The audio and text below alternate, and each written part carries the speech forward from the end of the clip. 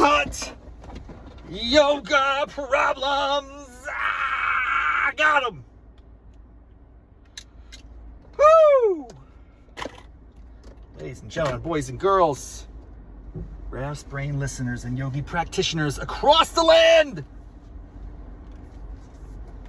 it's time for another episode of Hot Yoga Problems. Oh, what a day. What a way to start what is today? I don't even know what day of the week it is. That's how discombobulated I am right now, folks.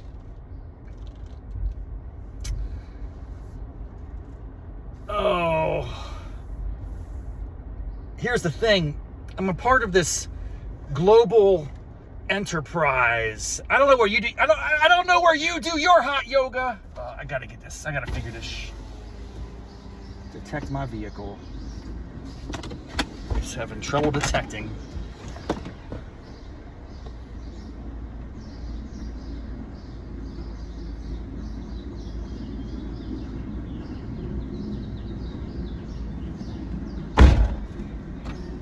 I mean, it's just what it is, my friends. It's just what it is. I have a temporary tag, and I'm in the garage, and I can't scan my tag. It's the Virginia DMV. You got to get your act together, people. When someone gets a new vehicle, it shouldn't be like a very difficult process to transfer the tags from the old vehicle to the new vehicle. You update the computer. You say, this tag used to belong to a 2014 Subaru Impreza. Now it belongs to a 2020 Toyota Corolla Cross. How hard is that? Well, apparently it is very difficult. It's like we're in late stage dissertation here, man. I've gone to the dealer. I've actually gone in person to the DMV. They're like, go back to the dealer. You got to get an extension on your temporary tags until this new car shows up in our system. It just shows up, I guess, whenever it wants to show up. That's nice. That's good to know. Like, I guess the vehicle's information, what percentage of that is just completely incorrect at any given time? Because it's not up to date and it hasn't showed up. It causes all sorts of cascading micro challenges in my life, none of which are really worth lamenting given the nature of the world. Any problem I have is inconsequential and insignificant relative to some of the more grievous situations that are experienced by millions of others. Billions, really billions. I'm way ahead of the curve, man. The DMV consequences and challenges and consternation is minuscule relative to the plight of my fellow man across the globe. So I'm not going to worry about it. I'm just explaining to you why this was challenging. Now, let's jump into the session today. Ow! I'm a member of a corporate conglomerate. I'm an all-access, all-expense-paid VIP for many years now. I think it's probably going on 3 to 4, maybe 5 years. That's terrifying. It's called Core Power. Core Power. Core Power. They offer a wide range of classes. I respect and admire this franchise. When they descend upon a city, they saturate that city, man. There are probably like 20 studios in the greater DMV. Maybe that's an exaggeration, but no joke, maybe 10. I don't know, maybe 8. I don't know. It's a good number. There's a lot of options to choose from, and as an all-access member, I can go to anyone anytime I want. As long as there's an opening, I can, using this very convenient app, register for the class and show up, and there I am, ready to rock. However, as tends to happen from time to time, a studio may be in need of some repair, some upgrade. And that's a good thing. That means that the company is investing in the studio, making it modern and keeping it up to date and making sure that the heaters are working and the floor is nice and soft, whatever. I don't even know what it entails, but they are upgrading the Clarendon studio. I've been at the Clarendon studio. My office where I worked used to be really close to the Clarendon studio. That was my preference for many years. I would go to the Clarendon, but it's a bit further away for me as a drive, as the crow flies. What a dumbass saying. As the crow flies, you know, who cares how the crow flies? Just tell me, how do I get there on Waze, man? As Waze dictates, it's about 13.7 minutes. As the crow flies, you know, whatever. Anyway. So, as a consequence of the Clarendon studio being shut down, and in their defense, they warned us. They said, hey guys, we got a couple weeks coming up here. It's gonna get a little you know, we're gonna get a little too close for comfort. We're gonna have some packed action here in Ballston because the Clarendon studio is shut down, and these crazy yogis aren't gonna just stop doing yoga for weeks. They're gonna come over here. They're gonna start coming to Ballstown. So Ballstown is balls to the walls town, dude. There's like sardines in there today. It was tight, which is funny because just a few days ago, as I explained on an episode of Hot Yoga Problems, it's like 2 episodes ago, I mentioned that when I rolled into like a Thursday or Friday 6 a.m. class, it was me and exactly one other student, plus the yogi, makes 3. 3's company too, baby. We could have had a sitcom going on in that class. Now it's the exact reverse. It's another sitcom. It's called Full House. Wow, that's kind of funny.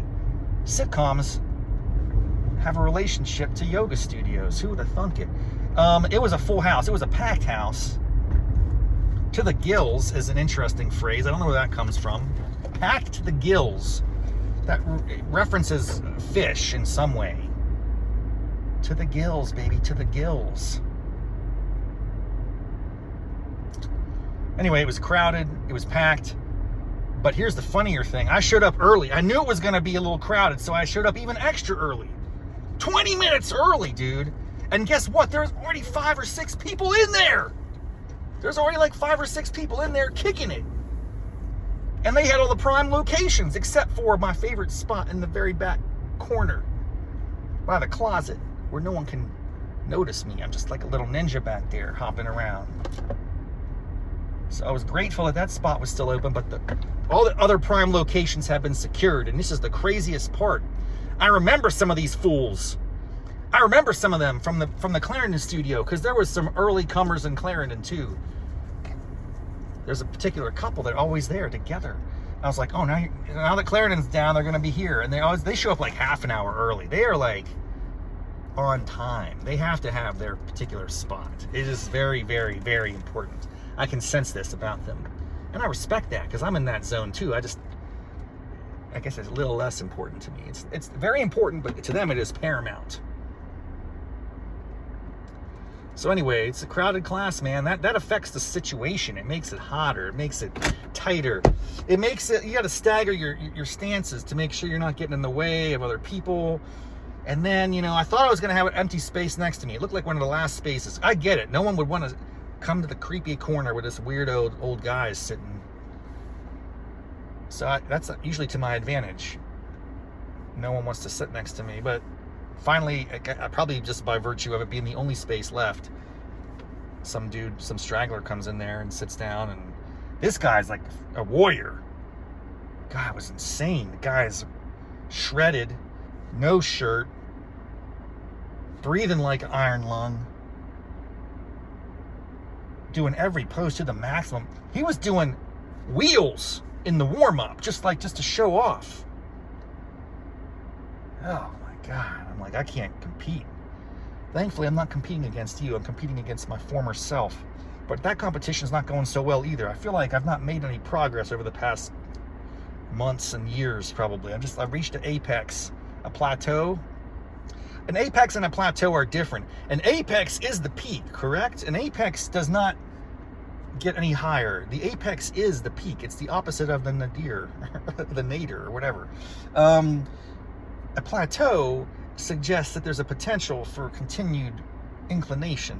But I don't think that's where I'm at. I might be at the apex or right at the summit. The summit is also the peak. I don't know, man. I'm not a mountain climber, okay?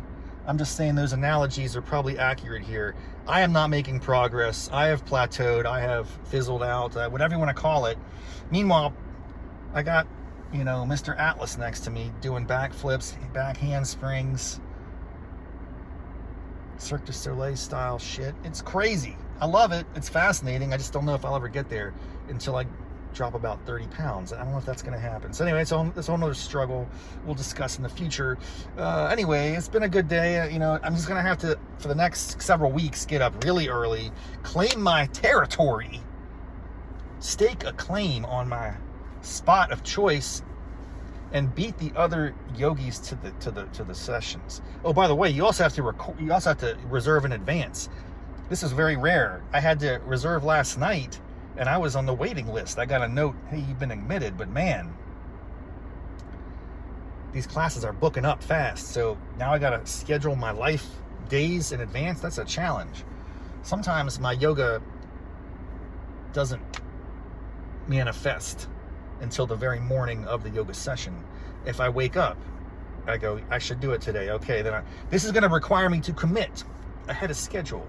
And if I fail to follow through on my commitment, I will be fined $15. How about that? That's quite a business model. You're going to punish. And I get it. I respect it. Like, if you make a commitment and you back out, you should pay a fine. Someone else could have been in that spot. Be respectful to humanity. Don't make a commitment unless you can follow through. I like it. I like the inclination, core power. So I'm not going to pay any fines. I'm going to register for classes in advance. I'm going to stick to these commitments. And we're going to see where that leads in the next couple of weeks here. Stay tuned. I have a bad feeling too. I mean, it's a good feeling and a bad feeling. It's a great thing to see a studio invest in upgrades and upkeep and maintenance.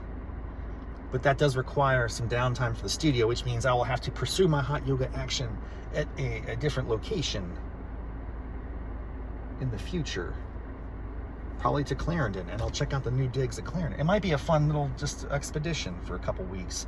So stay tuned. It's coming up in the summer of reclamation. It's been a good one, man. I feel good. Hope you have a good day. Until next time, namaste, mofos.